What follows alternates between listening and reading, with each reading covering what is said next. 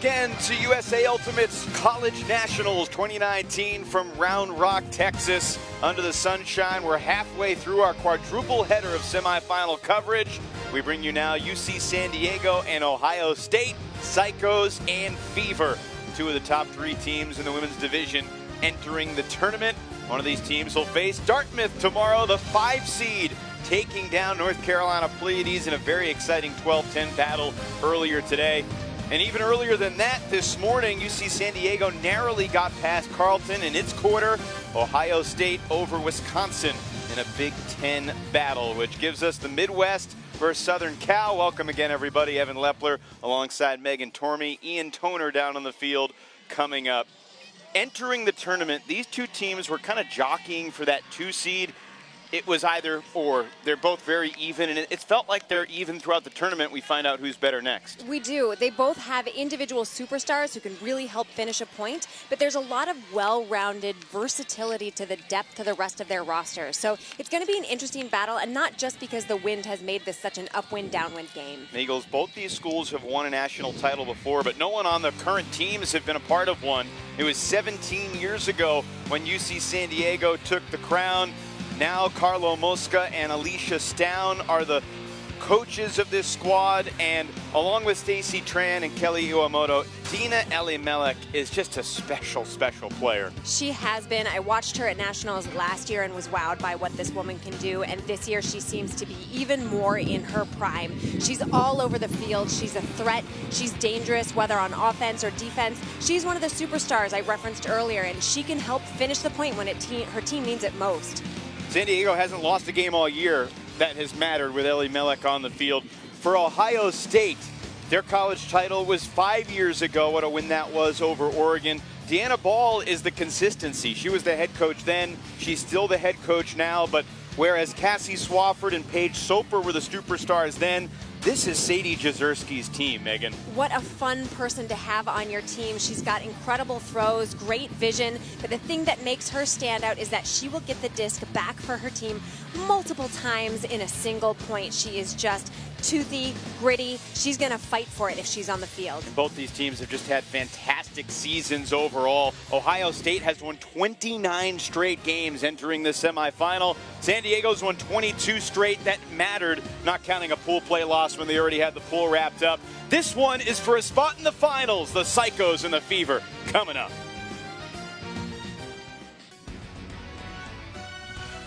The USA Ultimate College Championships are presented by Spin Ultimate, providing custom team uniforms and ultimate apparel since 2007. Visit Spin Ultimate on the web at spinultimate.com. And by Discraft, home of the UltraStar, the official disc of USA Ultimate. Now featuring a newly updated website to make ordering custom discs easier than ever. Visit discraft.com. Starting lineup for UC San Diego: Diaz, Tran, Jones, Elimelech, Go, Iwamoto, and Hannah. Elimelech, the superstar, can do a little bit of everything. It was her dramatic layout that sent the Psychos to the semifinals.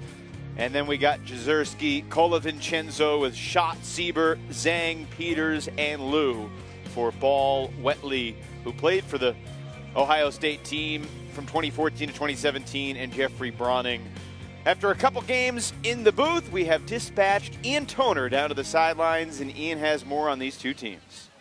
Thanks, Evan. We got to start first with the weather conditions that these two teams are facing. First, there's a stiff 12-mile-an-hour wind, and second of all, there's significant heat that is causing teams to deal with a level 1 heat index precaution. What that means is that these teams are going to take breaks once in the first half, once in the second half, for an additional 3 minutes between points. In the first half, that's going to come after the first team reaches 4. In the second half, that's going to come after the first team reaches 12. If we don't get to that 12-goal mark, it's going to come once soft cap goes into effect. Evan and Megan, back up to you.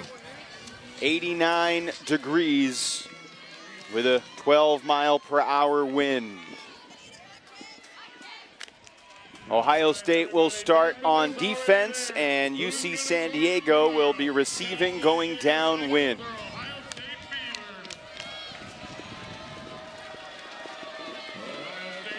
Certainly Dartmouth is watching. The Ivy League school from New Hampshire will go for a three-peat tomorrow against one of these teams that'll be gunning for its second national title. Ellie Mellick is going deep. And the shot downwind just out of the reach of the bidding superstar.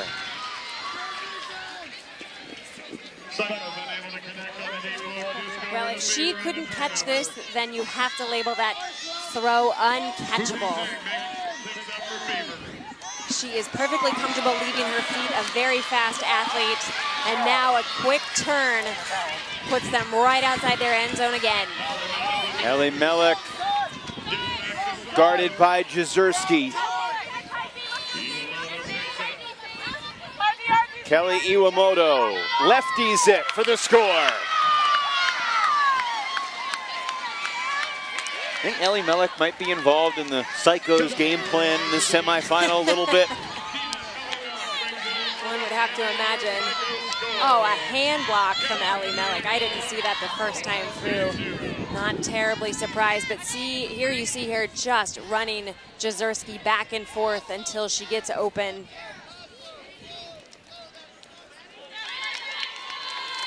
Iwamoto has the throws to get it over the defense to Ellie Mellick. One turnover apiece on that opening point. Ellie Mellick, the D, and the goal as we go down to Ian. Thanks, Evan. These two teams squared off in the regular season one time at the Northwest Challenge.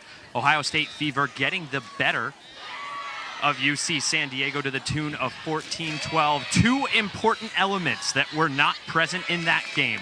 One, Dina Ellie Mellick, who we saw with the layout block and the goal. And two, this stiff wind. So we can expect to learn new things about how these teams are dealing with these conditions and adapting to the late season challenges.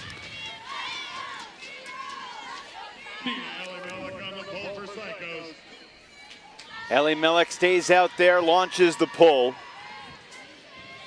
She ran cross country, played soccer, ran track in high school. Said her first year playing Ultimate was just a lot of running deep. And she has, like many players, brought in her game. But such a exciting freshman and has grown with this program, Megan.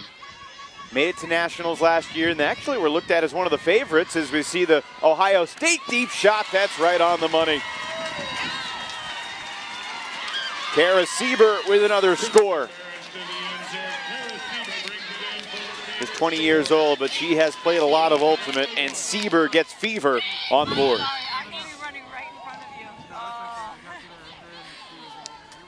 Sieber, another superstar from Fever.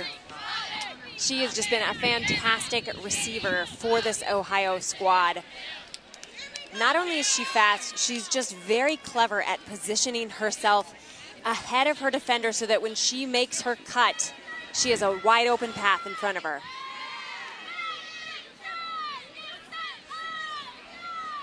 A truly Ohio connection. Sieber from Westchester, Ohio, and the throw from Christy Behrens, the grad student from Cincinnati.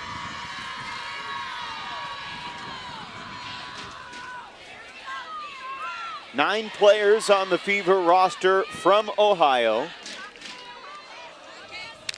Jezierski from Westfield, New Jersey. And Sadie getting ready to pull. Jezierski has such an interesting narrative coming into college nationals. Her talent undeniable.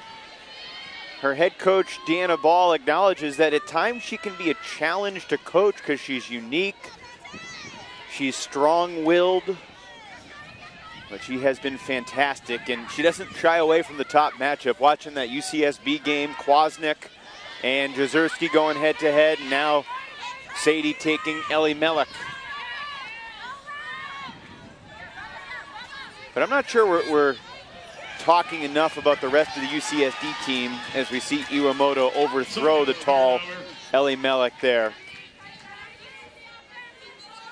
I think that both these teams, Megan, enter this game thinking that their depth can be the difference. That's how confident they are with their rosters from the top to the bottom. And we said at the start of the game that these teams were evenly matched, and I think that is such a fair statement. They do have a lot of talent. Of course, those superstars tend to stand out, watching Ellie Mellick lay out, watching Jezierski and her throws. But as this game wears on, you'll really see how talented each individual player is. Iwamoto incomplete. Knocked away from Stacy Tran at the last second, but there may be a call.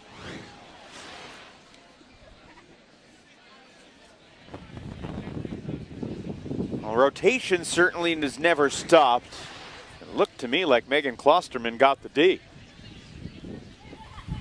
Looked the same to me as well, but I imagine she probably hit her arms as they were going down. You take it, you check the disc in here. Okay, and I walk it. Then you walk it and tap. Foul, no contest. No contest. Klosterman admits the foul. So the disc to the goal line for Stacy Tran. Jezierski doing a pretty good job of staying with Ellie Mellick. Great defense by Ohio State's Whitney Schott. Oh, squeezing it through. Diaz floats it high, 50-50. Ellie Mellick is there. Not exactly how Carlo Mosca drew it up, but it worked nonetheless. Ellie Mellick with her second score for the Psychos. If you're gonna have a throw fly errant, it's really nice to have an Ellie Mellick down the field.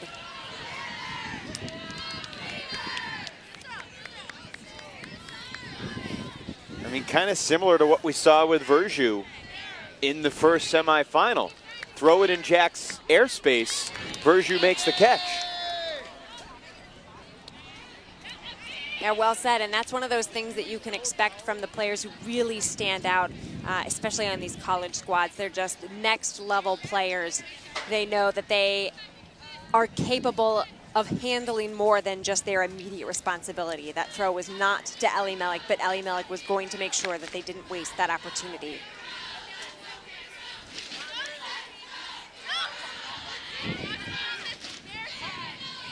Ellie Mellick missed Northwest Challenge, as Ian said. Psychos are undefeated with her in the lineup this year, with the exception of the pool play game that was inconsequential to UCSD's run, a 13-10 loss to Tufts, but they had beaten Western Washington, Northwestern, and Georgia to clinch the top spot in the pool, and were able to relax a little bit. And goodness, that's a second Psychos hand block. Ellie Mellick had the first one, and this time it was Samantha Wool who got it.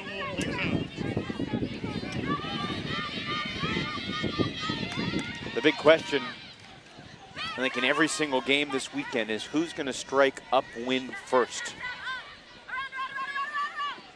Pretty good fake.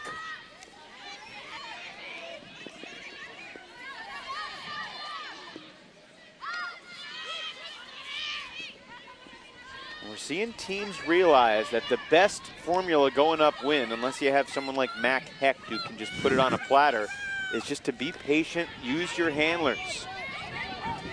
Force the defense to run and chase you. A pick downfield, certainly called before the throw.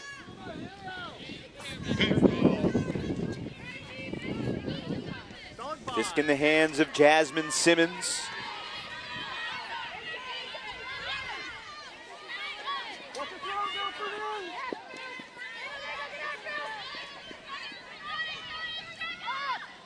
Oh, low throw and unable to dig it out.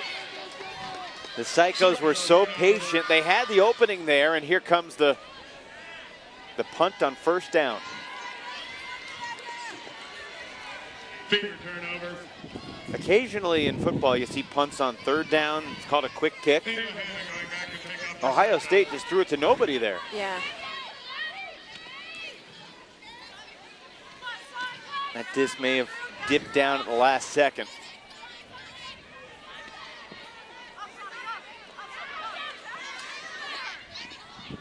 Rebecca Ellis's low throw, scooped up by Chen. Wool finally shoots it, and that's a beauty. Jaya George caught it, resets to Ava Hanna, who delivers the goal. The first break belongs to the Psychos. And Rebecca Ellis makes it 3-1.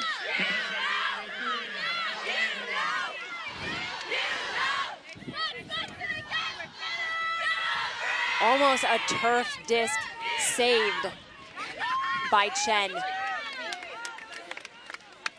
UCSD remaining very patient until this shot really works it down the field. How impressive was Samantha Wool that point? Being patient, she did have the big backhand to George to set it up, but just moving the disc, making the right choice. Ever steady. Wool has been that for this team this entire tournament. Of course, I watched a lot of UCSD this tournament, and a lot of zone has been put on because of the wind. Wool has been a very consistent thrower for UCSD this tournament. Not surprised at all to see her patience as she works it up the field, just given that she's been very reliable for her team in these very, very difficult conditions. And as you said, teams are realizing how important it is early to get this break to put them in better positions to win down the stretch.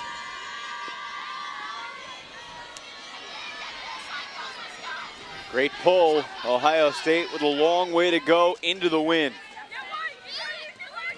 Meanwhile, UCSD tries to consolidate the break, to steal a term from tennis, by getting the disc and go downwind with it. Jezierski just booms it as far as she can, and it's incomplete.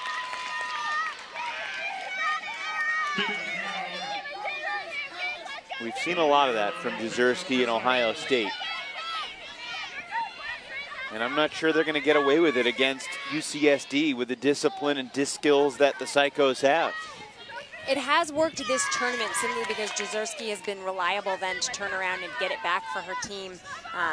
UCSD just a little more skilled than some of the competition they've seen so far in terms of maintaining possession of the disc. From plays like that from Ellie Mellick,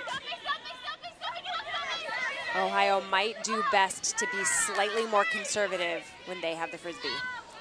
Through the hands of Leanne Go, and then dramatically caught, and then the reset from Tran was spiked down by Ohio State's Stephanie Stumphauser. Stumphauser bluffs, a huck, hits Jezierski, and Jezierski has Whitney shot, and she overthrew her.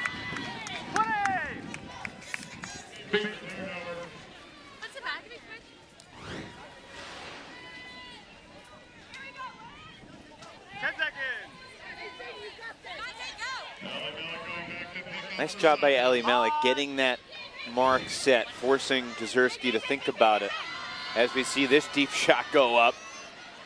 Zhang unable to track it. Another good defensive play. I beg your pardon, Diaz unable to track it as shot comes up with a block. And here's Zhang. Bobbled and dropped by Liu. And San Diego capitalizes quickly. Fever might need a timeout, Megan. It's 4-1 Psychos with the early momentum.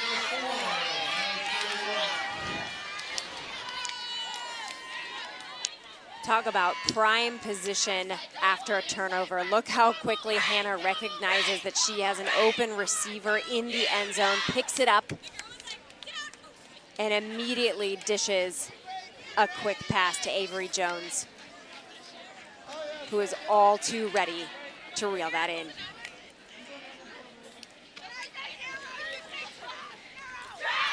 Last two San Diego goals thrown by the Hanna sisters, twins, Ava and then Lauren.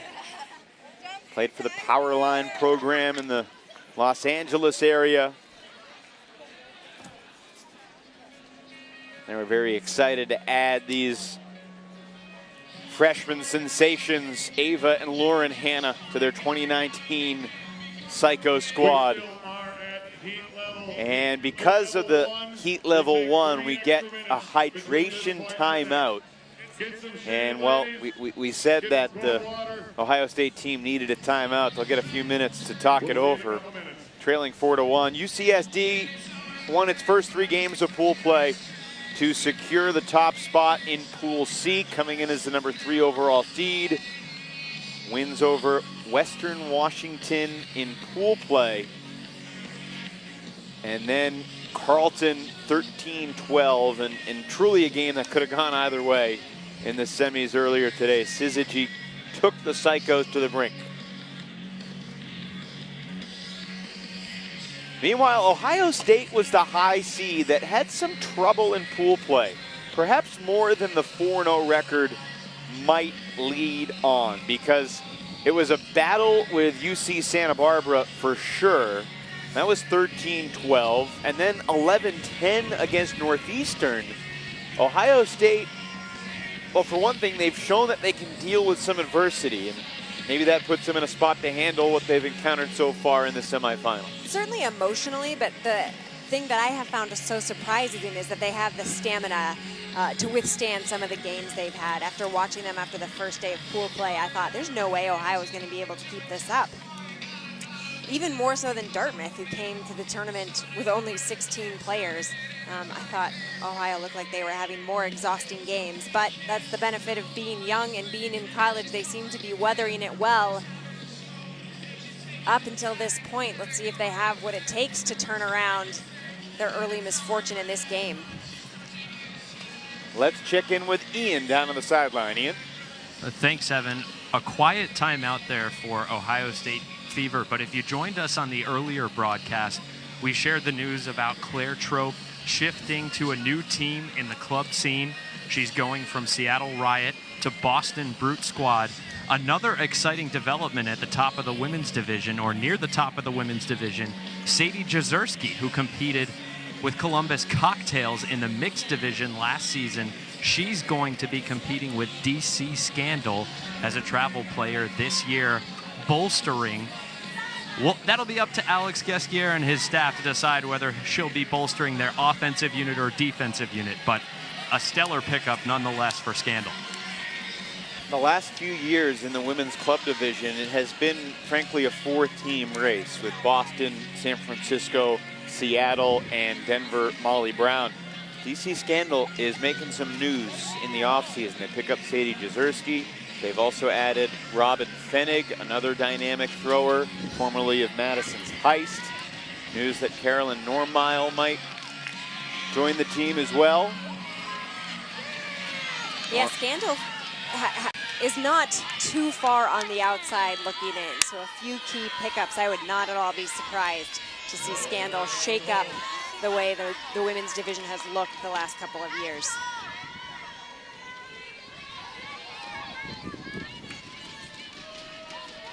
Ohio State going downwind after the 3-minute hydration timeout, and they give San Diego the disc in a very desirable spot if you're a Psycho.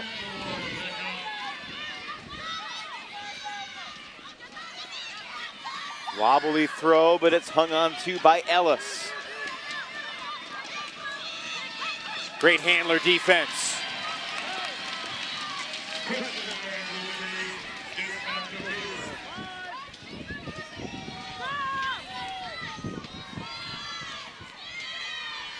Interestingly, no Sadie Jezierski on the field right now for Ohio State, even on an offensive point after a long timeout. I think she had played the first 5, and Deanna Ball maybe wanted to give her a chance to watch the game from the sideline for a point.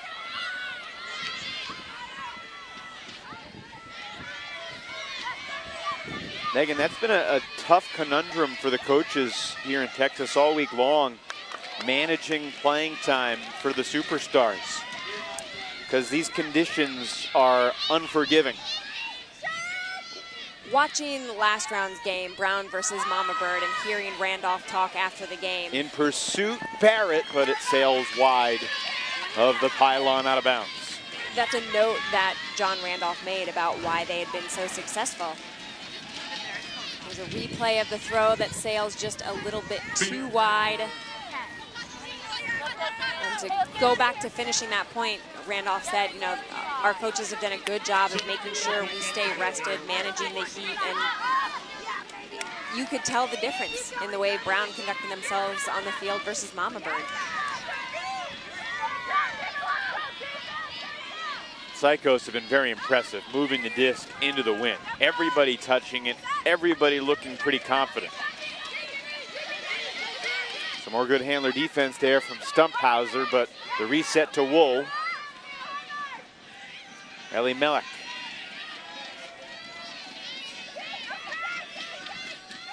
Dina will be on the USA U24 women's team, headed to Germany this winter. One of the coaches of that team, Ohio State's head coach, Deanna Ball. Deanna will be far more excited to have Dina on her team than to be going against her. That's for sure. Understandably so. Of course, Sadie Jezierski on that team as well. Oh, what a read. That was brilliant.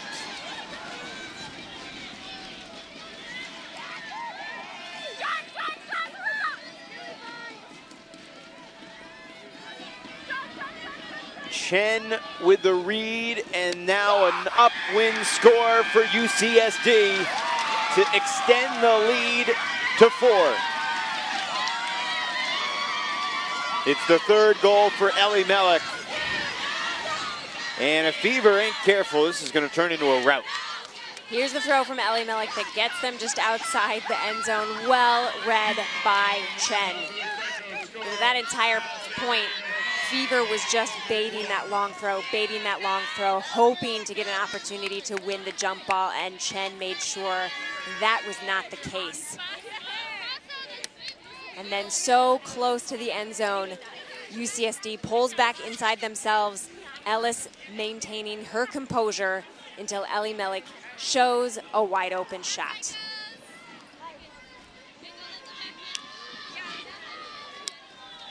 A great read from Chen to haul it in, and then some good handler movement setting up the goal for Ellie Melek, who acknowledged when I chatted with her last week, Megan, that, look, by the end of last year, they had so much confidence. They just expected to do well at nationals. And she said that really took a toll on their mental game. When they experienced adversity, they had trouble overcoming it. And this year, she said, we didn't really want to come in with expectations. We just wanted to come back stronger. And in the time between regionals and nationals, they did do something different this year. Last year, they had some injuries and they skipped some practices, took the time to heal their bodies, which in retrospect, they kind of regretted. They didn't feel like they were in their best form at nationals. The coaches for UC San Diego, as we see the deep shot go up, not sure it was intended for Jezierski, but she makes the catch. Let's see if Ohio State can work it.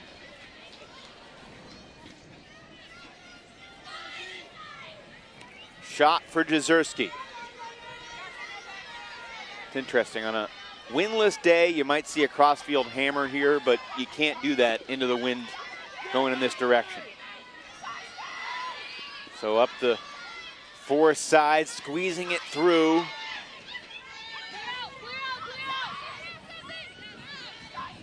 This would be a huge upwind goal, especially if Ohio State could get the downwind one afterwards. They're halfway there, it's 5-2. And just a mental hurdle overcome by punching in the upwind score. After a 4-0 San Diego run. For a split second, I thought Ohio was going to turn the disc. They looked so intent on cramming it in that front end zone corner. Finally move it off the side, giving themselves a little bit of breathing room to make that play. Klosterman to Schott on the score.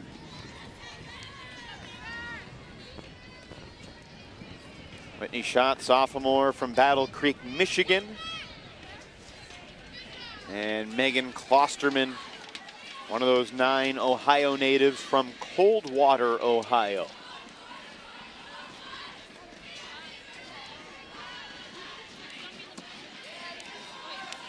Megan, in preparing for the Texas heat, there were a handful of teams that did a different type of heat training, and UCSD is one of them. The coaches put the team through 40 minutes of cardio in a bunch of layers in the San Diego heat. You all should have seen the face that Megan just made. She was repulsed. That sounds miserable. Dina told me that her best layer job was leggings, long underwear, sweats on the bottom, a cotton t-shirt, Under Armour, heat warm gear, and then 2 jackets and ear warmers. Some players wore bandanas over their mouths. She would like go to the gym and do cardio bundled up to experience the heat of Texas. Sound like fun? You want to play College Ultimate? No, it sounds crazy, but it seems to have been working for them just fine.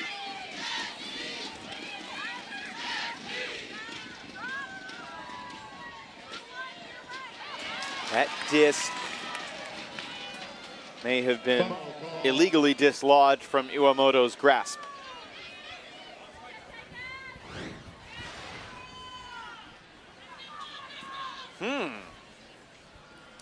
On second look, I wonder if Sieber got her hand on that disc first.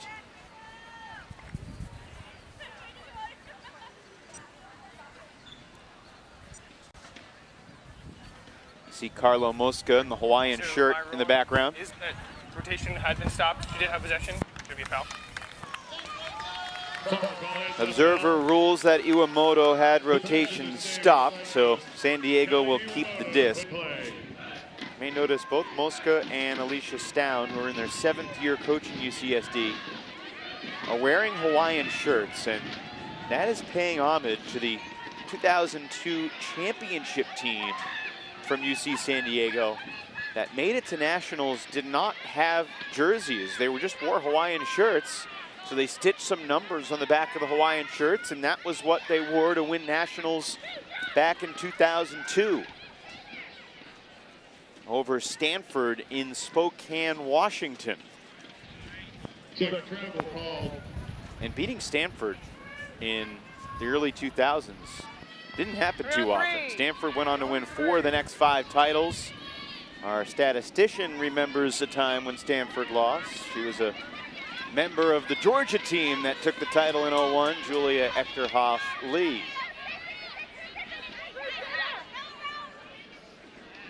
She still wears her Bulldog pride on her sleeve a couple decades later.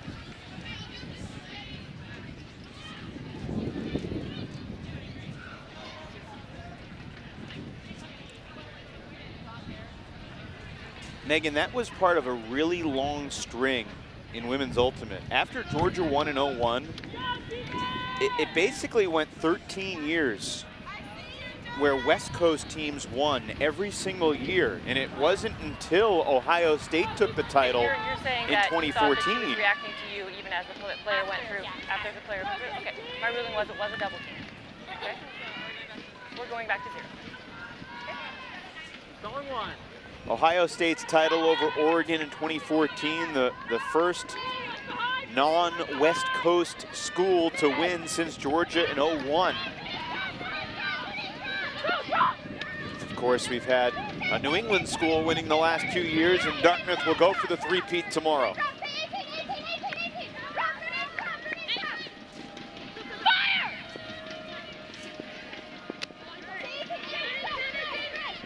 I'll tell you what, this San Diego team shows again and again it can go upwind, no problem.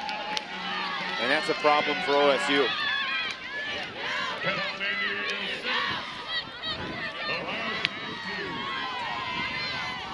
Rebecca Ellis with her fingerprints all over this point.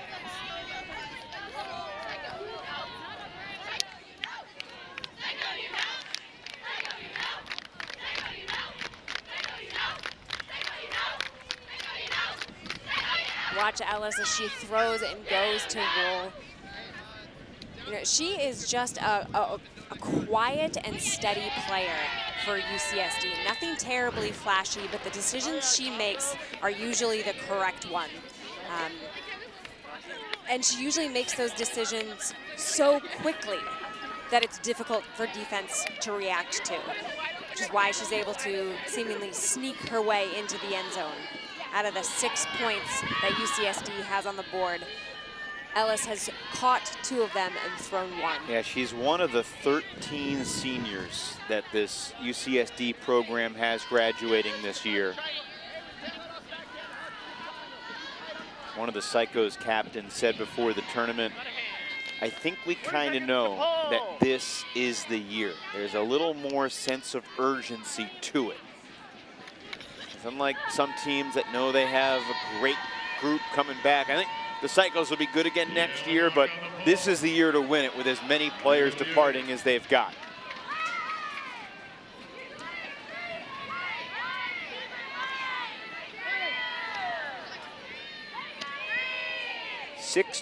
Ohio State trails. And Jezierski inbounds with Ellie Mellick on the mark. Oh, nice throw. And a pick downfield.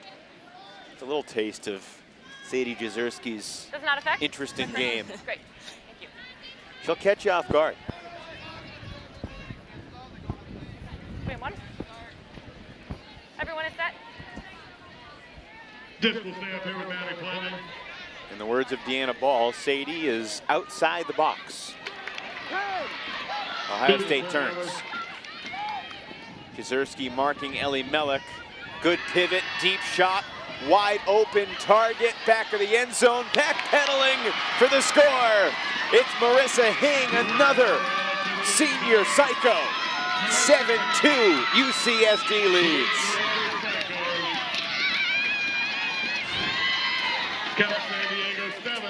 Ellie Mellick moves her mark enough to unleash this backhand.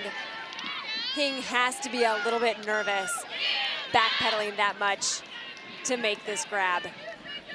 Marissa Hing's a senior, but she's a rookie on UCSD. Played basketball, joined the team this year. You see the basketball footwork, backpedaling like someone's dribbling right at her. Here I thought she was nervous. She appeared to be smiling the entire time, so perhaps not.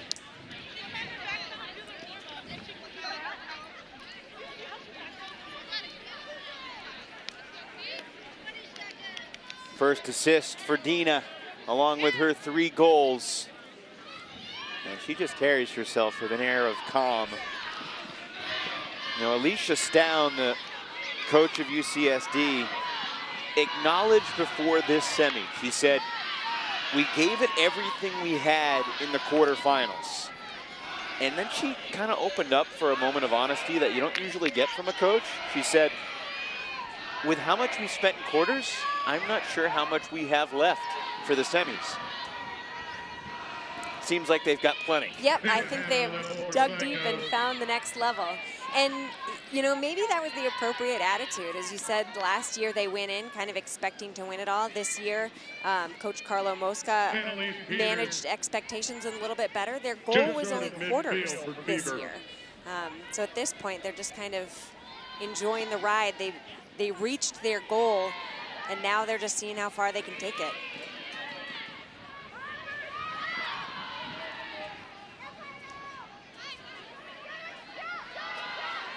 It has been a thorough dismantling so far. This deep shot goes up into double coverage. Not only was Emily Barrett not open, but the throw was good 10 yards past her lunging reach. UCSD, could they take it upwind to the half right here?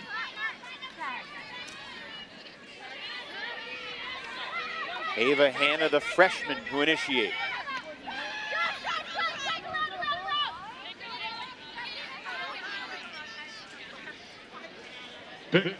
Pick called. Disc in the hands of Iwamoto. It was a pick. Iwamoto and Ellie Mellick are the 2 members of this Psychos team that also played club for San Diego Wildfire last year. Wildfire, one of the surprises at Club Nationals in San Diego. Of course, we're heading back to San Diego this year. Ohio State capitalizes quickly with Cola Vincenzo catching her first goal of the game. Peters to the end zone. Cola Vincenzo with the score for Fever. San Diego. Not sure that'll swing momentum, but it's a start. It is a start, and there still is plenty of time in the game.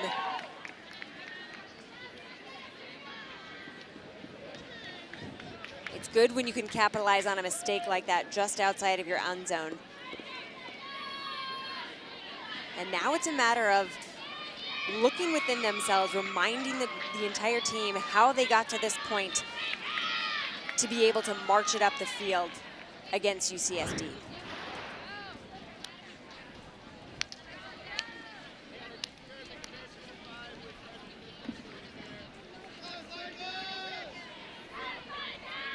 Let's go down to Ian. Give you a sense of just how difficult this wind has been for San Diego on their road here in their quarterfinal matchup against the 4th seed Carleton College Syzygy. That game was a completely upwind, downwind holding game with no breaks in the first half, on serve, 8-7 San Diego leading.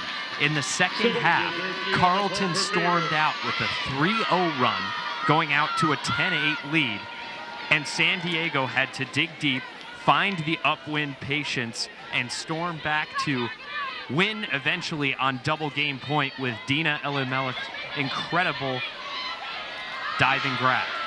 Elimelek didn't get the air under this throw that she wanted. She knew it immediately. She might have had Diaz open if she threw it with a good bit more float and loft. Back to pick up for Fever. Ohio State, 70 yards to go. Jezierski is out there, guarded by Elimelek downfield. See her walking into the picture now.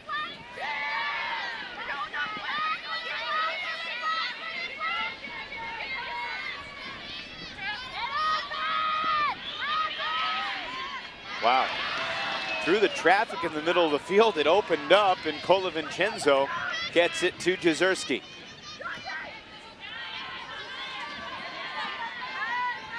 Stacy Liu.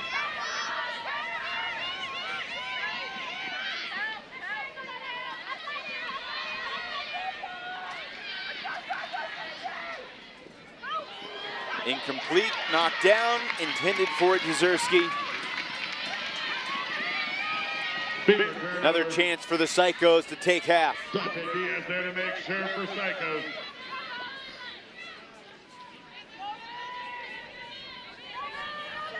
Iwamoto sends it, but again, Diaz wasn't really going.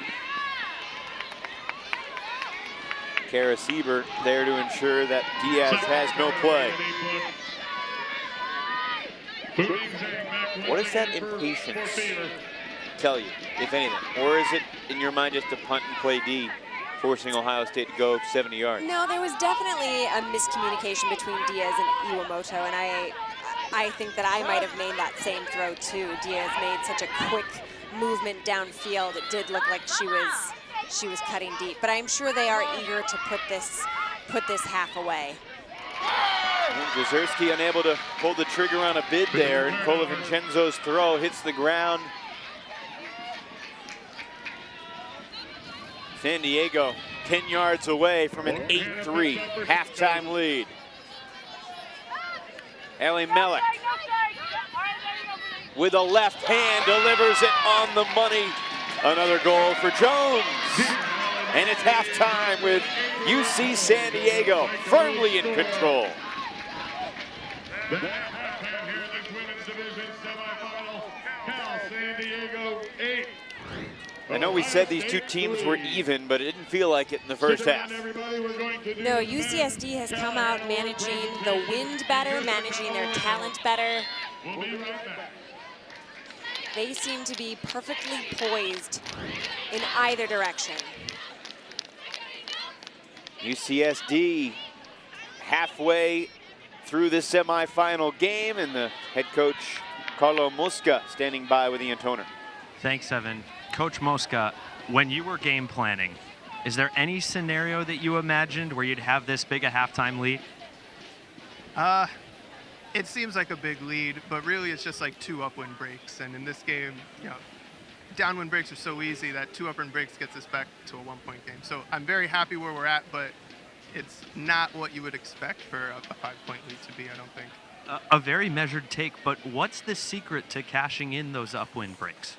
Their throws. They've been working on nice, sharp throws all weekend, and they're very comfortable and confident in their short throws going upwind, and everyone's putting in the work. Anything you want to see the team do differently in the second half? I think we're still a little hesitant sometimes, like, are we really here? Is this really happening? I'd like them to just feel more confident, and hopefully that'll come as we keep playing the second half, yeah. Well, Coach Mosca, I know you've got a halftime huddle to get to. Thank you very much for your time. Evan and Megan, back up to you. Ian, thank you so much. They're jumping for joy on the San Diego sideline, understandably so. Psychos lead 8-3 over Ohio State. 7 points away from a trip to the finals at College Nationals.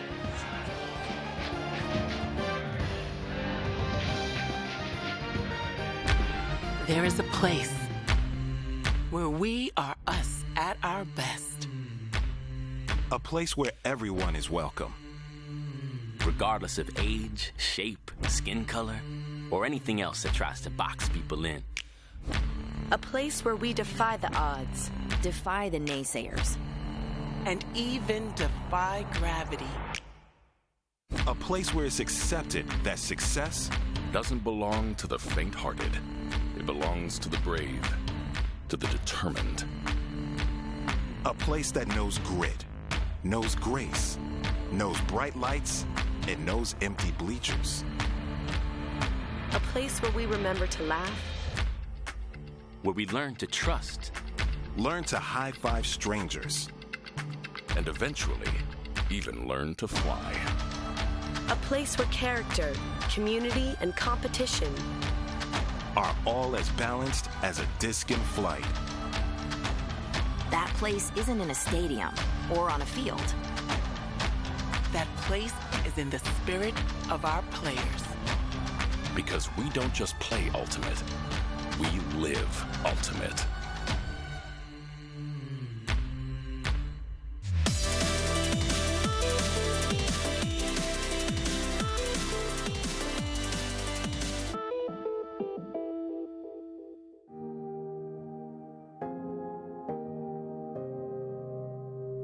The last 50 years have seen a lot of positive change around a whole range of important issues. And some things remain reassuringly unchanged.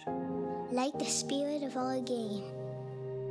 Ultimate is 50 years young and still a perfect circle of fair play, athletic pursuit, and camaraderie. In fact, Ultimate was a social network before social networks even existed. Respetamos nuestras diferencias and understand the value that they add. The revolution of the disc in flight continues to prove that there's nothing we can't achieve when we pull together. Long live Ultimate. Larga vida Ultimate. Long live Ultimate.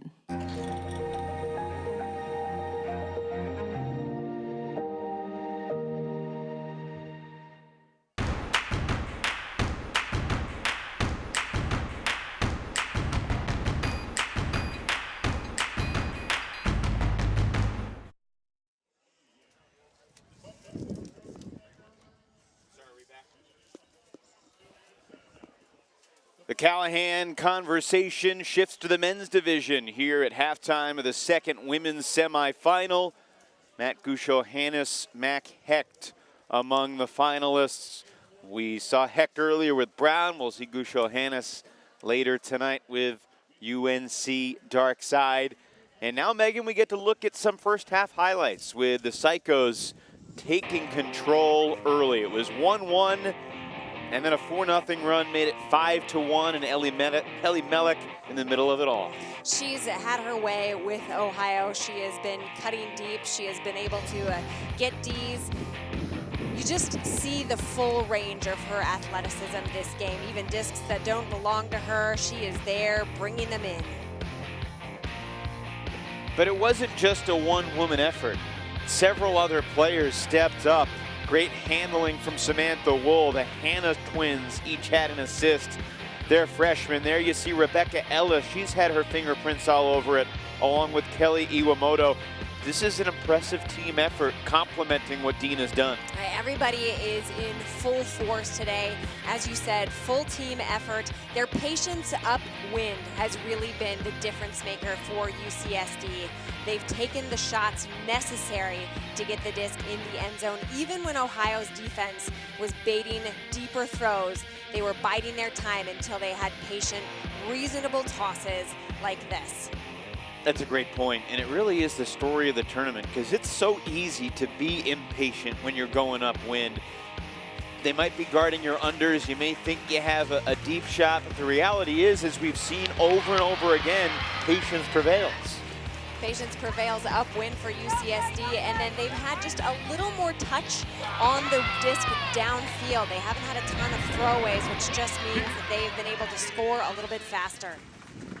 They are presenting the Callahan Award. We will take a quick timeout and show you who won when we return. It's an 8-3 halftime lead for UC San Diego. Dartmouth awaits the winner in tomorrow's women's final at 29 College Nationals. What would it look like if a competitive sport didn't mean a choice? Between beauty and brutality, style and steel. Between calling yourself out and clawing to stay in. What if there was a game that found balance? Between spirit and sport, agony and elation. Like a disc dancing on air. We now have evolved into a team sport of a game called Ultimate. It stands by itself in that it is like no other game. Between perfect passes and devastating drops. Like the balance we so desperately needed, we had no choice but to create it ourselves.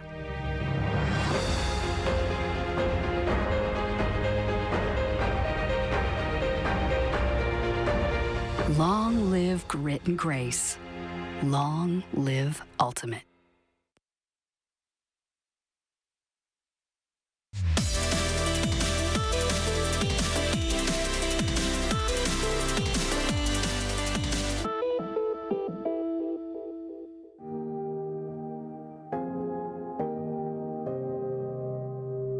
The last 50 years have seen a lot of positive change around a whole range of important issues.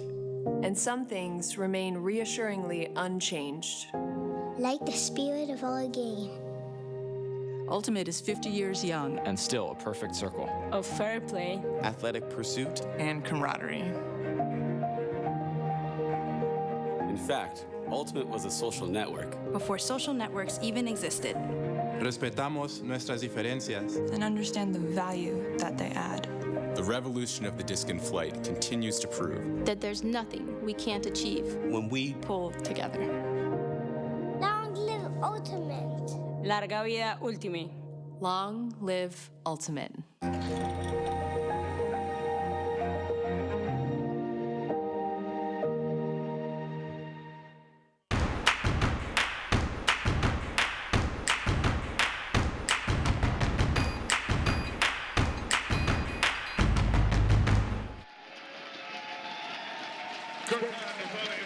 We rejoin you live in the midst of the Callahan presentation.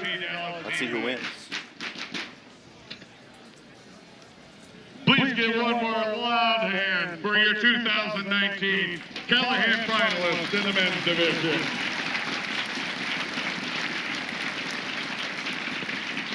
And now, ladies and gentlemen, please put your hands together for this year's Callahan Award winner in the men's division from the University of North Carolina, Massachusetts.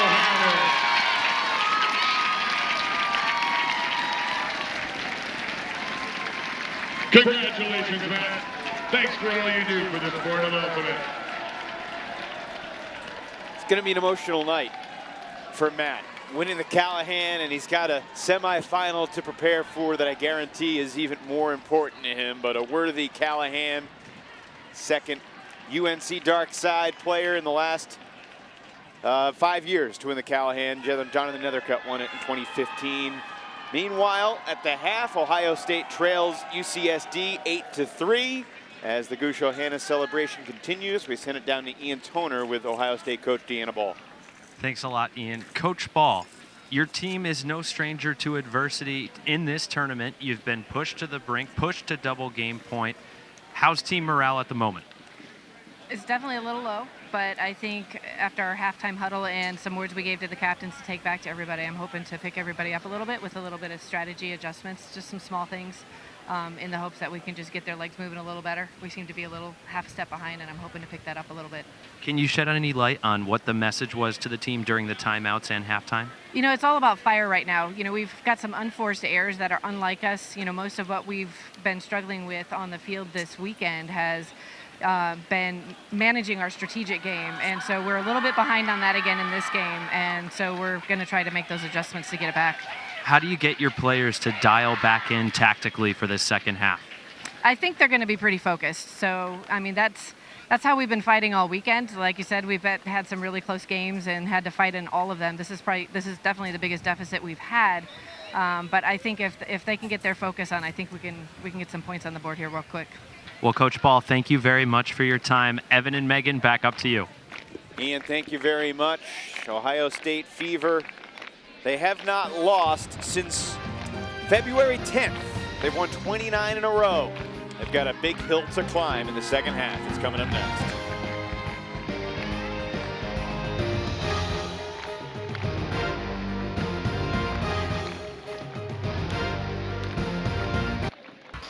Psychos with an 8-3 lead. Ohio State has scored as many goals as Dina Ellie Mellick did in that first half. And then you add in 2 for Jones and 2 for Ellis, and Marissa Hing with 1 score as well. Ohio State, 3 different goal scorers, 3 different goal distributors, but the Fever needs some more firepower in the second half. Ohio State does begin receiving going downwind. So we'll figure this out pretty quickly, not necessarily whether Ohio State can come back, but whether they have a chance to come back. This feels like a must score going downwind right here. Otherwise, they could be staring at a 10-3 deficit if UCSD were to go upwind and then score the corresponding downwinder. Megan, any thoughts about what you heard from either of the 2 coaches at the half?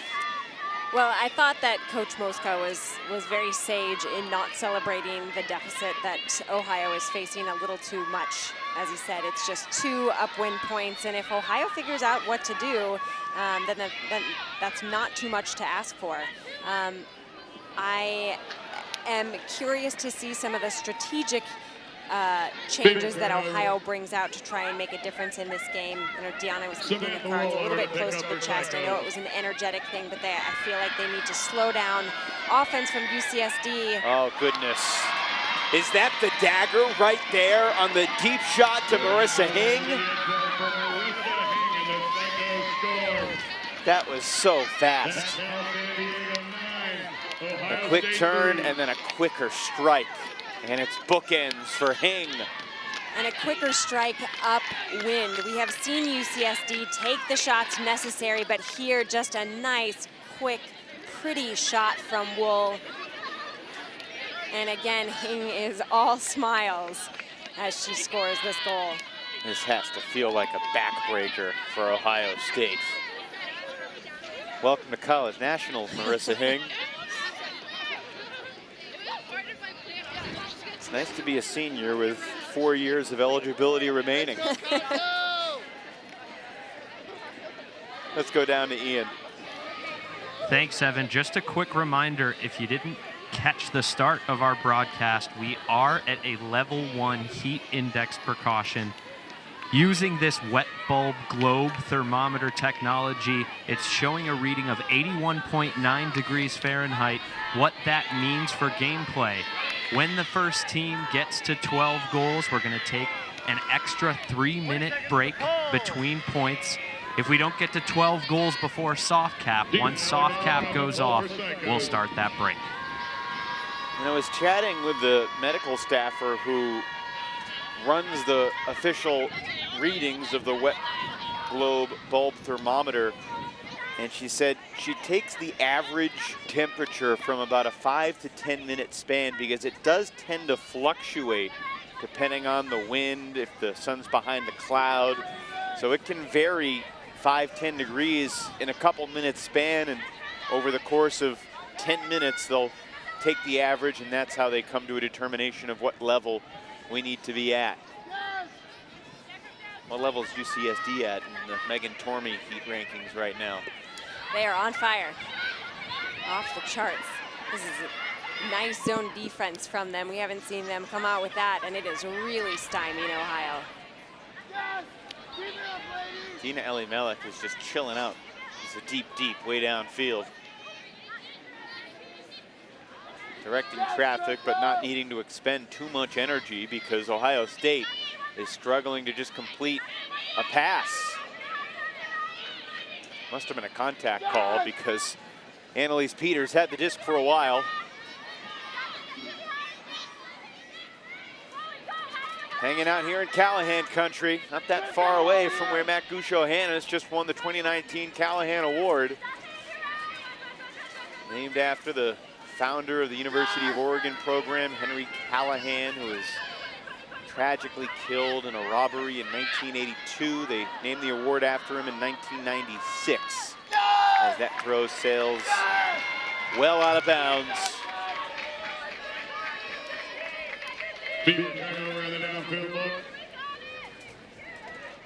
Megan, it is a little strange to not see either University of Oregon team in the semifinals. It feels like either Fugue and or Ego have been a regular in the Final Four through the meat of this decade. No, that's well said, and that is one of the intriguing thing about college nationals is these storylines can change in a heartbeat given conditions, given who has graduated, who hasn't, who's managing their season as well as UCSD has.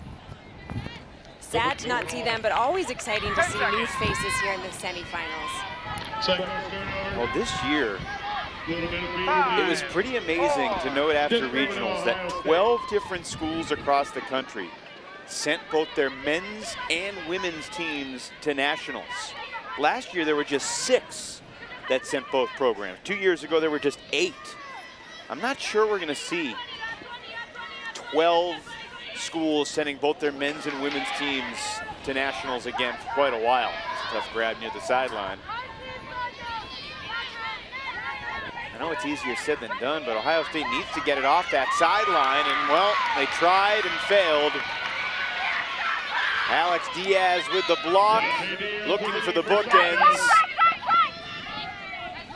Diaz, the D, and the disc pops out of the hands of Iwamoto as she hit the ground. You can hear the UCSD coaches yelling, "Set it." They want to stay in that zone. Clearly incomplete. Foul was called. Throw does come in, and it's caught, so we'll continue on. Whitney shot on perhaps the longest completion Ohio State has had in this game. That was about a good 30 yards upwind.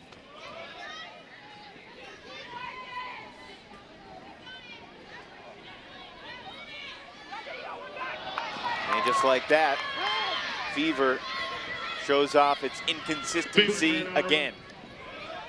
Iwamoto playing catch with Leanne Go. Leanne Go, the sister of Caitlin Go. Go sisters from Lexington, Mass. Caitlin was a champion with Stanford Superfly. We all set? Team, is you ready? Okay, we're taking a timeout. And Iwamoto takes the timeout with a 9-3 lead. Still nearly 30 minutes till soft cap, but that's pretty irrelevant right now because Ohio State is struggling to work it into the teeth of this win. And the zone that UCSD has put on them going upwind just seems a little too much for Ohio State to overcome. Memory serves correctly, I think Caitlin Go threw the winning goal for Stanford in 2016. Oregon Fugue winning in 2015, avenging their loss in the finals to Ohio State in 2014. Dartmouth tomorrow, Megan, will be going for the first three-peat in women's college ultimate since Stanford won 3 in a row from 05 to 07. That was the second Stanford three-peat of all time. They also won 3 straight from 97 to 99. No school besides Stanford has ever won 3 straight championships in the women's division. And in the men's division, no team has won 3 in a row this century. UC Santa Barbara won 3 straight, 96 to 98. Santa Barbara Black Tide also had a three-peat in the late 80s, early 90s. There's your history lesson for the day. May have to review it tomorrow with Dartmouth back in the mix.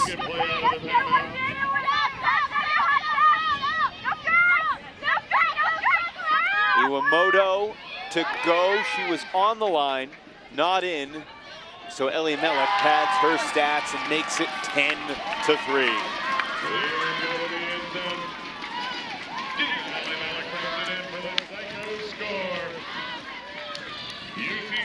It's not too early to ask the question anymore. What do you make of a potential Verjus-Ellie Mellick matchup downfield tomorrow? Does Dina, I mean, no one has had what it has taken to slow Jack down. Does Dina? And that's going to be the question that folks are talking about for the next 17 hours. Yeah, that is a great question. You know, I see both of their strengths in different arenas. Ellie Mellick certainly has the space around her on lockdown. Verjus is unbeatable in the space above them. So it will be fascinating to see how they choose to defend against one another, given that they are both very strong in the end zone, just in slightly different capacities. Ian, curious to get your thoughts on a potential Ellie Mellick Verjus matchup tomorrow. Well, it reminds us of the Schmaltz-Verjus matchup that we had just a few years ago. When we saw Butterfield-Verjus last year, and Butterfield, I think, held her own as much as anybody, Julia Butterfield for Stanford. That's right.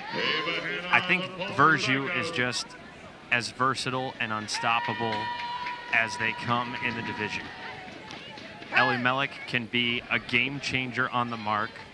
She's a plus matchup with the disc in her hands and marking others, but it's hard to see her with a definitive upper hand against Verjus. That's fair to say. That disc lands incomplete. And obviously, it's not just Verjus. It's Claire Trope, who has been unbelievable, along with Caitlin Lee. And how about Caroline Tornquist catching the winning goal today for the Dartmouth women?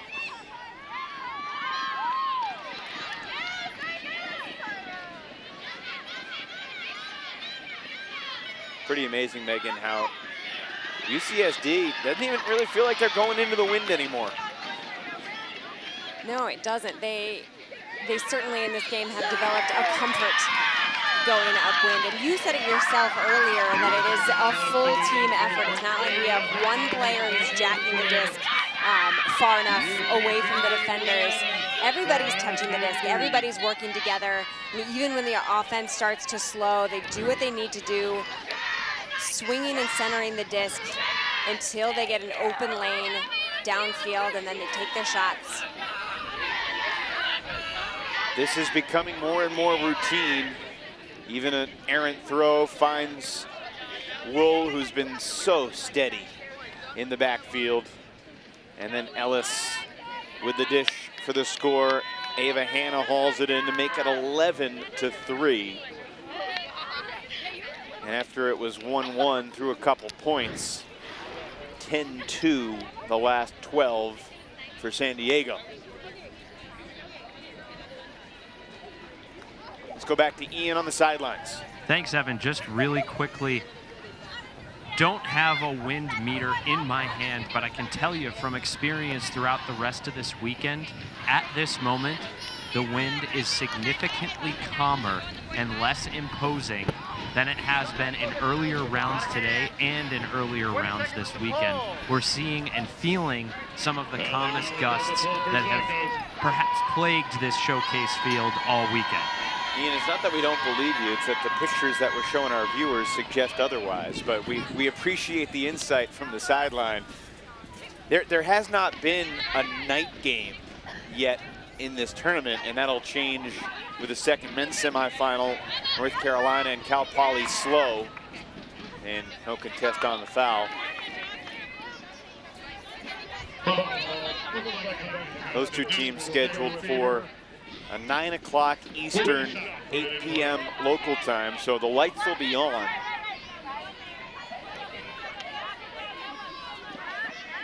Mac Johannes trying to manipulate, or I should say replicate what his protege Jonathan Nethercutt did in terms of winning the Callahan and then winning the title. UNC men going for their third title in 5 years, and that's the story of the day for Ohio State, just too sloppy.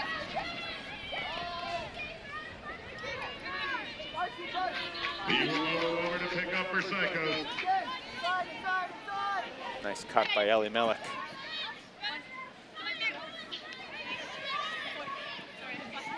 Fair to say, Ellie Mellick has won the Jezierski matchup this game? I do think it's fair to say. Not in yet. Now they're in. The onslaught continues. UC San Diego, 3 goals away from the final with only 3 goals allowed in the game. Ohio State 3.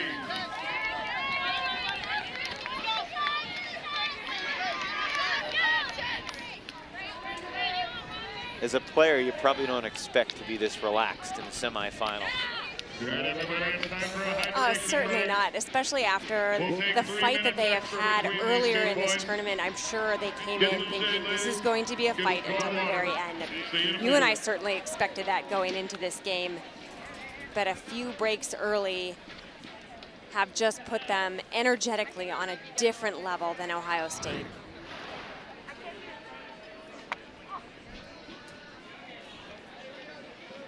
So the combination of the heat training and the talent and the coaching and the all-around game day excellence has the Psychos of UC San Diego just a few points away from the finals. The San Diego captains give so much credit to their coaches, and look at these numbers. Overall, 7 of 14 for break chances. Ohio State 0 for 4. That is quite the juxtaposition. Alicia Stown and Carla Mosca have been coaching the Psychos for 10 years now. Dina told me that they are geniuses when it comes to strategy and line calling. Geniuses. That's high praise, but it's very difficult to argue with now. And you know, you think about the adjustments that must have been going into UCSD's strategy this game. By the way, you're seeing the wet bulb globe thermometer in action, and you know you relax when you're getting a weather report during a semifinal game. Let's check in with Ian. Thanks, Evan. We look ahead to this potential national championship game. Dartmouth facing off against UCSD. These two teams only met once in the regular season, much like UCSD and Ohio State did. Again, San Diego was playing that tournament without Dina Elamelik. San Diego prevailed 12-10 in that matchup at the Northwest Challenge. But remember, Dartmouth was also missing Claire Trope, who was dealing with her broken hand injury during that game. So we're going to have two new playmakers stepping onto the field in this matchup compared to that earlier regular season tilt. Yeah, Ian, on March 30th, UC San Diego opened the day losing to Ohio State 14-12, and then they rebounded by beating Dartmouth 12-10. And again, no Dina in either of those games.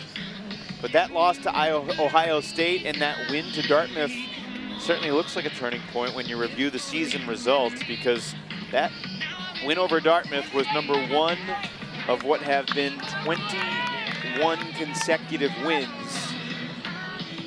This is going to be 22, again, not including the pool play game against Tufts that was completely inconsequential. Assuming San Diego closes it out, it'll be Dartmouth and UCSD, 1 o'clock Eastern time. We will be live on ESPNU. And you think about, from the quarterfinals, how close San Diego was to going down against Carleton. I mean, Carleton has to be watching and thinking, this should be us there. We could do this against Ohio State as well. I don't know. That has to be a little bit tough to stomach when you lose such a close game and then see your opponent absolutely dispatch the opposing team in semifinals.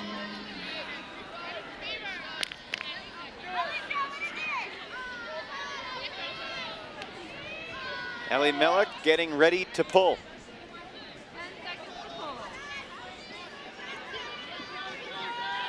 Ellie Mellick on the pull for Psychos.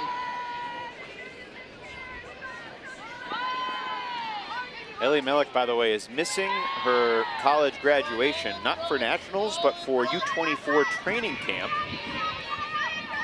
Planning to work in a greenhouse in LA over the summer, has aspirations to work in the conservation or climate or plants or environmental field.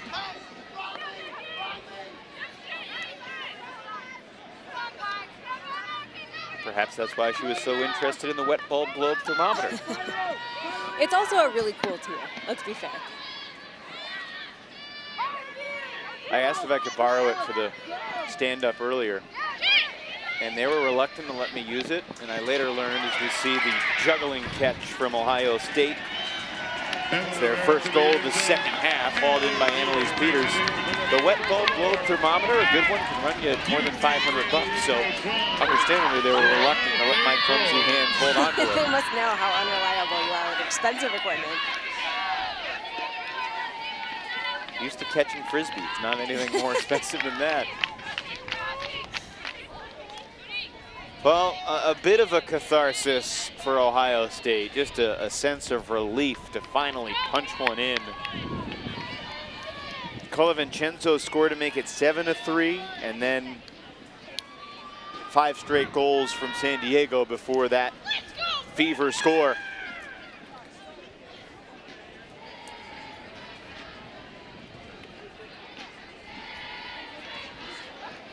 I suppose anytime that we have a lopsided margin in a big game, we'd be remiss if we didn't bring up the greatest comeback in Ultimate history, the Fury Riot final. Mid-2000s? 10-1, down, Fury came all the way back. So crazy things can happen in this sport. That game deserves its own documentary. It certainly does. It was 2008.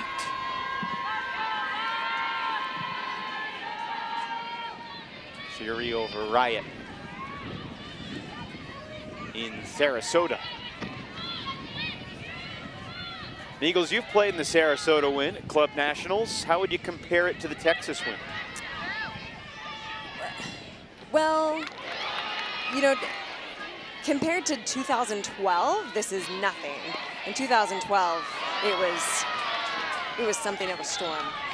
But compared to just your average year, this is definitely worse in its consistency and strength. They did it again. This time, Stacy Tran reads it well, runs it down, and makes it 13-4.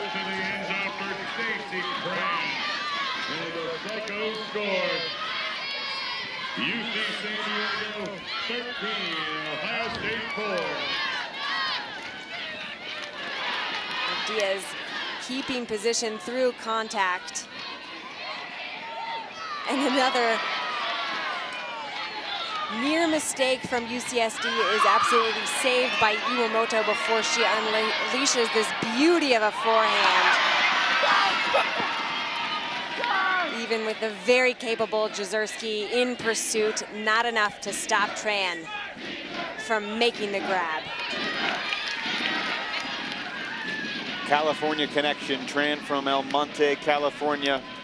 Iwamoto from Hacienda Heights. All smiles for the Psychos. In pool play, the Psychos cross paths with Western Washington. I always wondered what would happen when Psychos met Chaos. Psychos handled it without too much problem.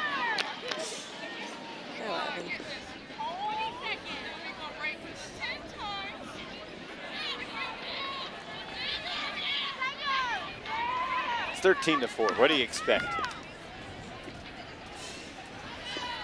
On the pull for Psychos.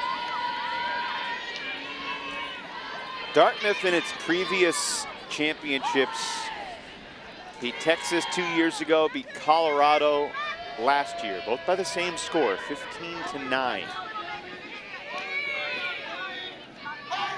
couple teams from the South Central in Dartmouth's way the past couple years.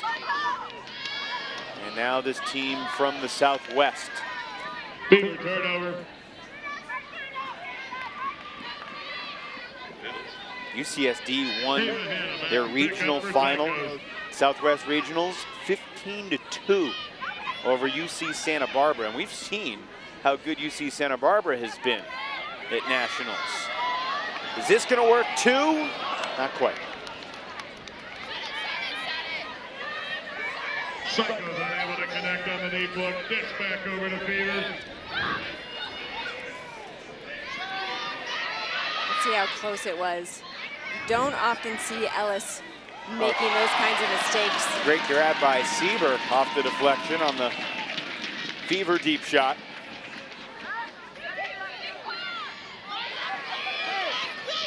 Claire Ackerman.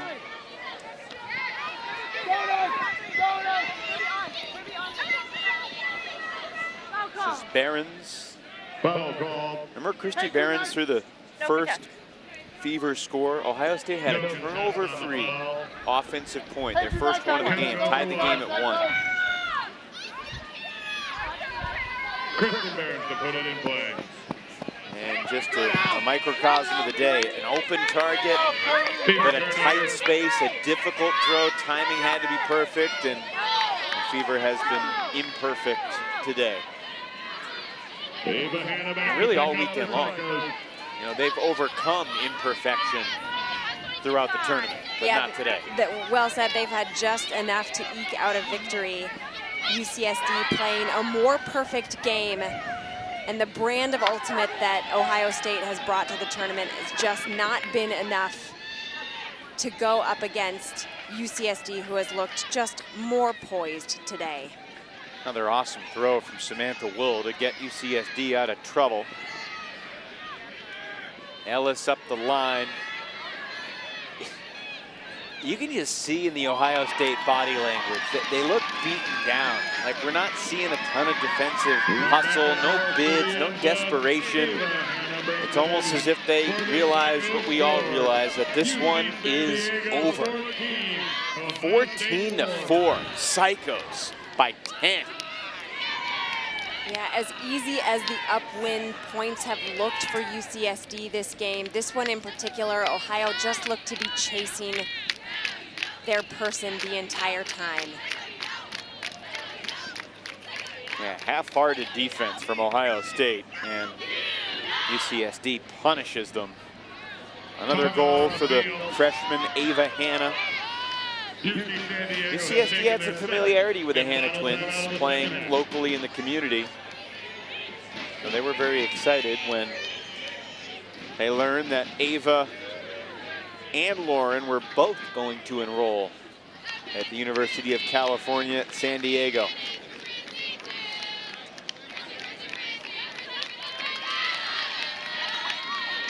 Megan, the coronation is 1 point away. Carlo Mosca and Alicia Stown will start game planning for Dartmouth and that behemoth of a challenge. Surely Eugene Yum, if he's not watching this in person, he's back at the hotel, scratching his forehead, wondering how he's going to slow this UCSD team down. Juliana Werfele, former Dartmouth champion, is on the sidelines helping out today as well.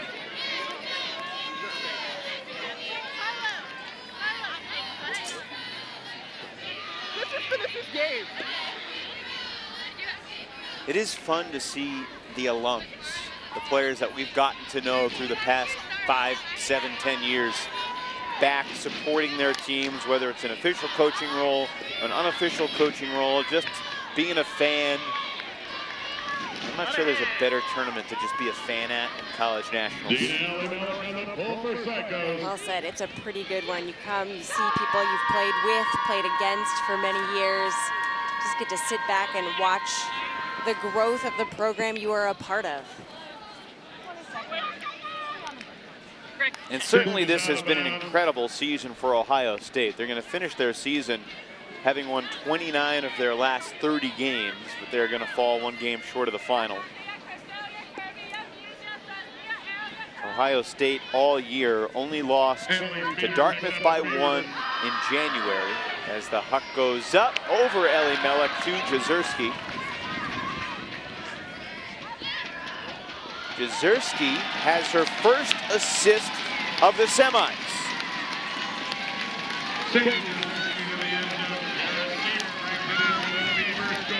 Too little, too late. But a nice moment nonetheless. Ellie Melek bids just a little too quickly for that one. Jezierski puts one in. A point for pride for Ohio State. So I was saying that they lost to Dartmouth by 1 on January the 20th, and they lost twice at Queen City Tune-Up in Charlotte.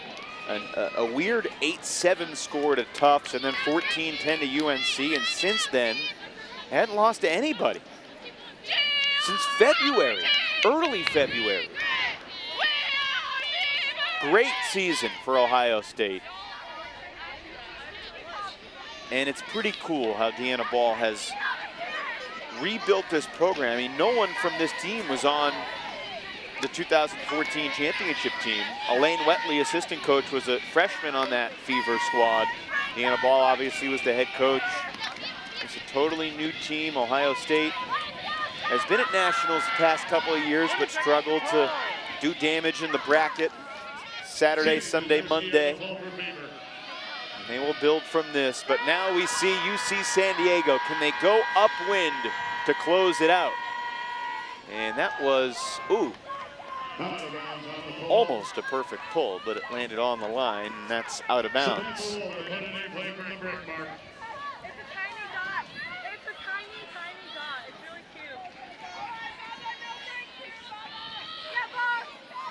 Samantha Wool initiates. Dishes for Simmons. Just up the open side they go. Marissa Hing back to Simmons, and then Ellis to Wool.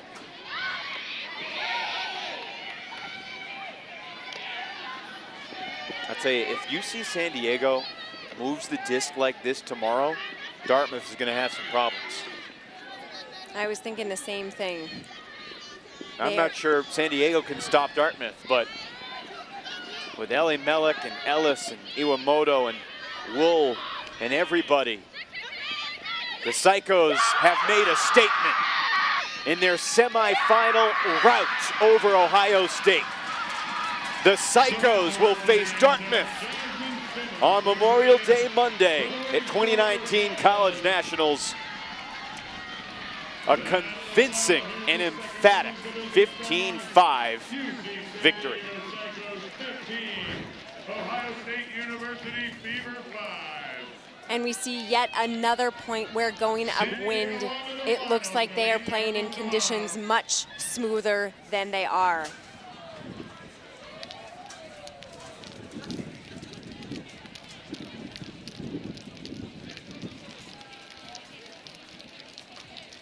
That's our women's division final tomorrow. We'll be right Big here. game for Ellie Mellick, big game for Wool. San Diego destroys Ohio State 15-5. And the final two in the women's division is set.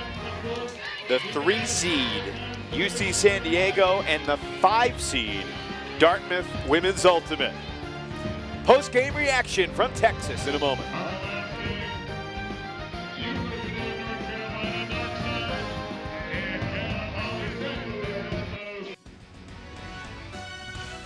The USA Ultimate College Championships are presented by Spin Ultimate, providing custom team uniforms and ultimate apparel since 2007. Visit Spin Ultimate on the web at spinultimate.com.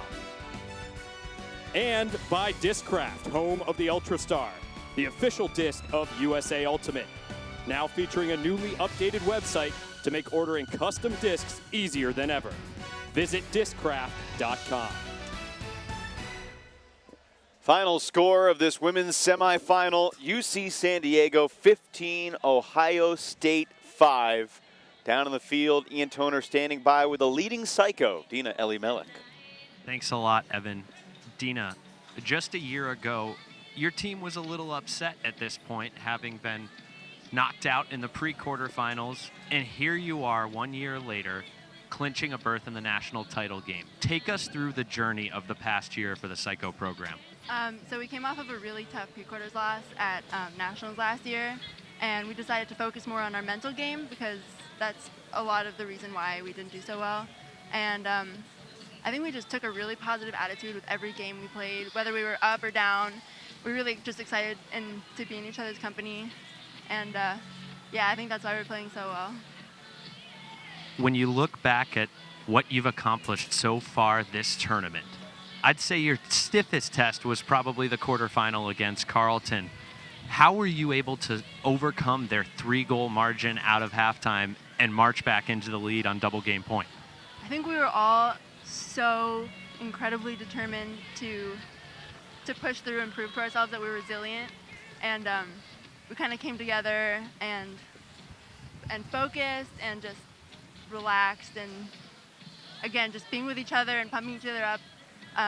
It made everybody go 100%, and I think that's what got us here. What was the key to cracking the upwind offense code in this semifinal here?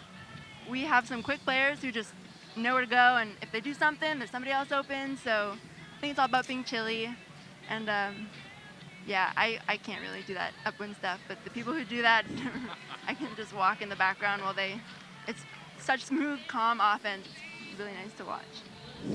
UCSD faced off against Dartmouth at Northwest Challenge, and both you and Claire Trope were not playing at that tournament.